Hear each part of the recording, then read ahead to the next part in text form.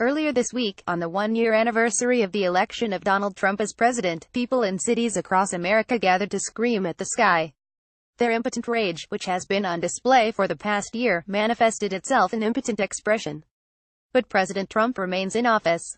Small groups in liberal cities like Austin and New York showed up to join together to enjoy a collective cathartic yell into the heavens about our current political establishment, as the Facebook invitation stated.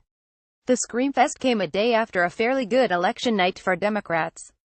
They captured the governorships in Virginia and New Jersey, and won a bunch of smaller electoral victories elsewhere. Yet the anti-Trump protesters still screamed, the screaming wasn't limited to just making sounds into the air, either. There was some screaming in written form as well. In the New York Review of Books, Nation columnist Katha Pollitt wrote a piece headlined Year 1 My Anger Management. Pollitt raged that she has completely fallen apart over the past year. She wrote that my work seems trivial and added I hate people now. Well, not all people, of course. Just people who voted for Trump.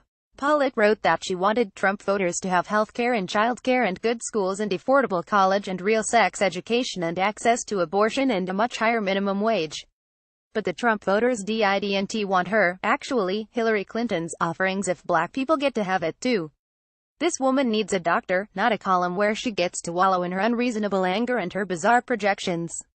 She is failing at the management of her anger.